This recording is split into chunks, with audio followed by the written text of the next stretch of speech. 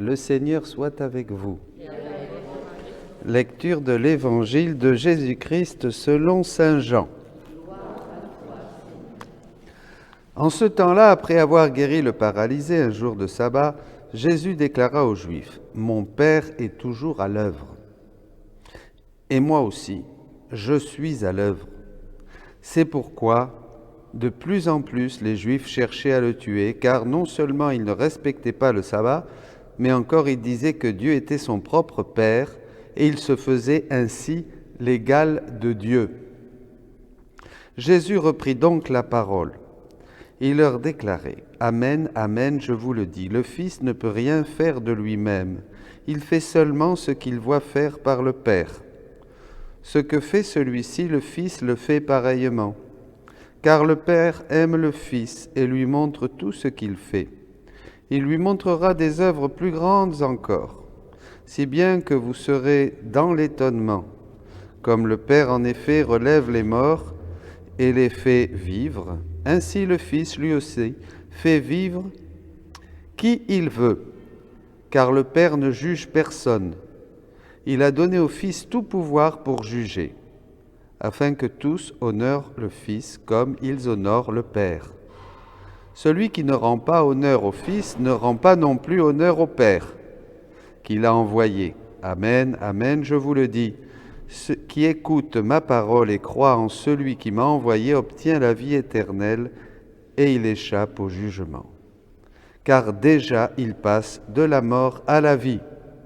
Amen, amen, je vous le dis, l'heure vient, et c'est maintenant, où les morts entendront la voix du Fils de Dieu, et ceux qui l'auront entendu vivront.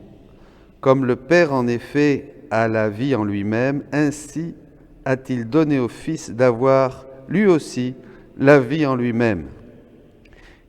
Et il lui a donné pouvoir d'exercer ce jugement parce qu'il est le Fils de l'homme. Ne soyez pas étonnés, l'heure vient où tous ceux qui sont dans les tombeaux entendront la voix. Alors, sa voix. Alors, ceux qui ont fait le bien sortiront pour ressusciter et vivre, ceux qui ont fait le mal pour ressusciter et être jugés. Moi, je ne peux rien faire de moi-même. Je rends mon jugement d'après ce que j'entends, et mon jugement est juste, parce que je ne cherche pas à faire ma volonté, mais la volonté de celui qui m'a envoyé. Acclamons la parole de Dieu.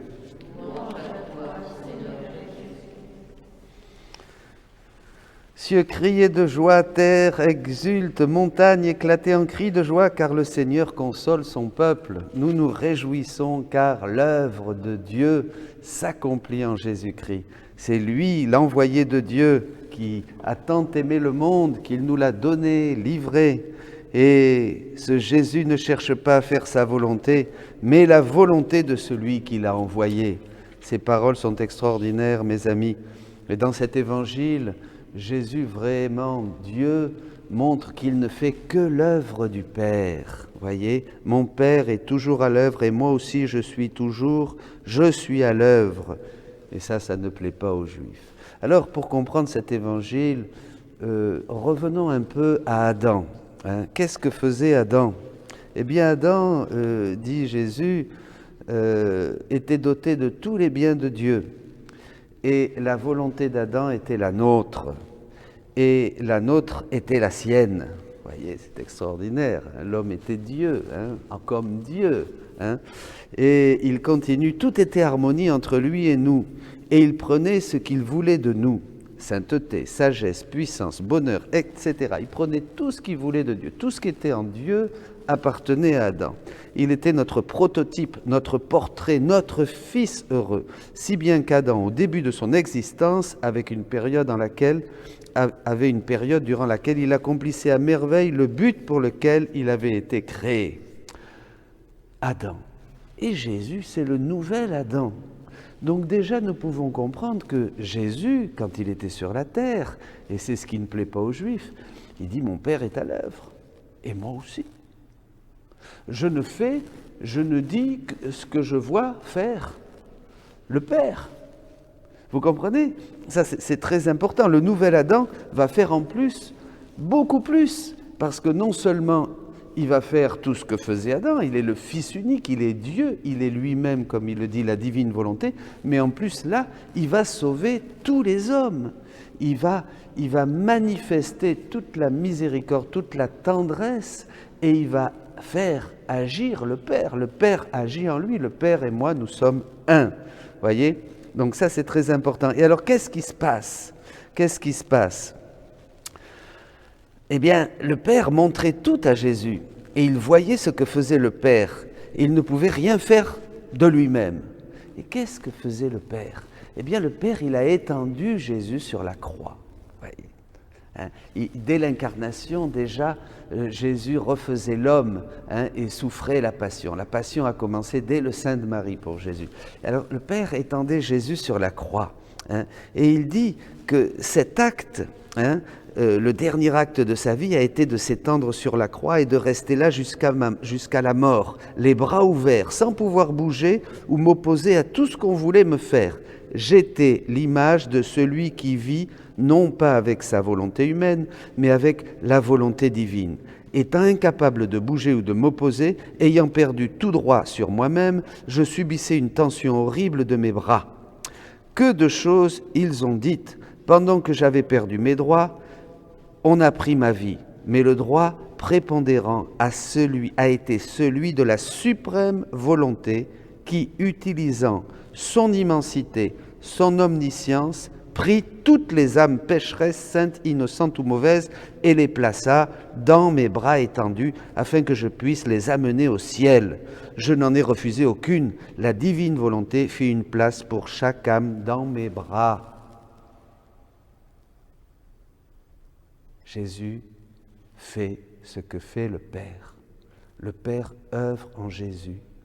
La divine volonté va chercher toutes ces âmes, les bons, les mauvais, les pécheurs, les prend tous. Dieu le Père les place tous dans les bras ouverts de Jésus sur la croix.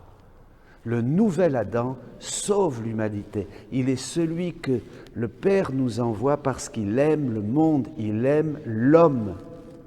C'est extraordinaire, mes amis, ça. C'est cette unité entre le Père et le Fils. Et alors, je veux terminer avec ça parce que c'est important. Alors bon, le Fils fait ça, c'est extraordinaire. Le Fils et le Père, Jésus et le Père sont un. Jésus fait les œuvres du Père. Il voit le Père agir et le Père agit en lui et à travers lui. Il sauve le monde. Toutes les âmes sont placées sur ses bras étendus sur la croix. Les bons, les mauvais. Jésus nous sauve tous. Voilà, le salut, le royaume de la rédemption est là. Et alors ensuite, qu'est-ce que dit Jésus ? Qu'est-ce qu'il veut, Jésus ? Eh bien, Jésus, il dit à Louisa, si tu veux t'oublier, tu dois faire tes actions comme si c'était moi qui les faisais. C'est la même chose. C'est la même chose. Nous aussi, comme le Père, comme je vis par le Père, vous vivez par moi. Je répète, dit Jésus dans Saint Jean. Comme je vis par le Père, vous vivrez par moi, par lui, avec lui et en lui. Nous, dans la divine volonté, mes amis, Jésus nous cherche, il cherche ses âmes pour que nous puissions prolonger son œuvre. Il le dit, maintenant que je suis ressuscité, que je suis au ciel, je ne peux plus souffrir, mais je choisis des âmes, des victimes d'amour ici sur terre pour pouvoir continuer l'œuvre de Dieu, l'œuvre du Père, l'œuvre de salut, l'œuvre de faire revenir tous les enfants dans la maison, dans le palais royal. Doit faire ses actions comme si c'était moi qui les faisais. Si elle prie, elle doit dire c'est Jésus qui prie et moi je prie avec lui. Si elle s'apprête à travailler, à marcher, à manger, à dormir, à se lever, à s'amuser, c'est Jésus qui travaille, marche, mange, dort, se lève, s'amuse, et ainsi de suite. C'est seulement de cette manière que l'âme peut en venir à s'oublier elle-même, faire ses actions non seulement parce que je suis d'accord, mais parce que c'est moi qui les fais. Un jour, pendant que je travaillais, je me suis dit, comment est-ce possible que quand je travaille, non seulement Jésus travaille avec moi, mais que c'est lui-même qui fait le travail ? Il me dit, oui, c'est moi qui le fais. Mes doigts sont dans les tiens et ils travaillent. Ma fille, quand j'étais sur terre, mes mains ne se sont-elles pas abaissées à travailler le bois, à enfoncer des clous, aidant ainsi mon père adoptif Joseph? Ainsi, avec mes mains et mes doigts, je créais des âmes, je divinisais les actions humaines, en leur donnant un mérite divin. Par le mouvement de mes doigts, j'appelais le mouvement de tes doigts, et celui des autres doigts humains. Et en voyant que ce mouvement était fait pour moi, et que c'était moi-même qui le faisais, je prolongeais ma vie de Nazareth en chaque créature, et je me sentais comme remercié par elle pour les sacrifices et les humiliations de ma vie cachée. Comprenez? Jésus vous appelle. C'est ça la grande lumière du prodige, de la vie dans la divine volonté, c'est que maintenant nous faisons les œuvres de Dieu. Vous ferez les œuvres que j'ai faites et vous en ferez de plus grandes encore, dit aussi Jésus. Comme je vis par le Père, vous vivrez par moi. Jésus, dans son humanité très sainte, Jésus, Verbe de Dieu, Verbe incarné, unit le ciel et la terre. Il est le maillon. Il est le maillon en quel nous sommes greffés pour nous aussi faire les œuvres de Jésus.